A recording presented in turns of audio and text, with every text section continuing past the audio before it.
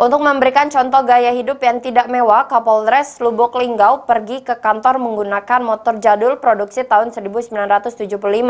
Aksi dari seorang Kapolres ini untuk mengedukasi masyarakat serta anggota polisi di Lubuk Linggau. Kapolres Lubuk Linggau AKBP Harisandi rutin naik sepeda motor jadul tahun 1975 untuk pergi ke kantor ataupun hanya jalan-jalan di dalam wilayah kota Lubuk Linggau.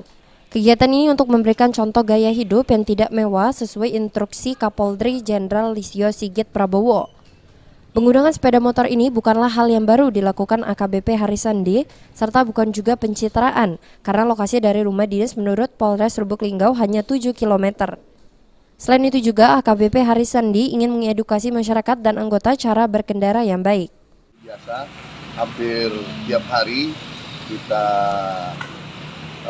dari rumah sampai kantor yang jaraknya 7 km dari rumah ke kantor.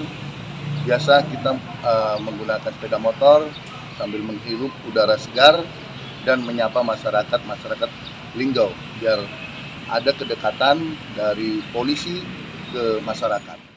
Kapolres pun menegaskan ke anggotanya bila anggota ingin kaya jangan pernah jadi polisi, karena kalau berpikir ingin kaya harus jadi pengusaha.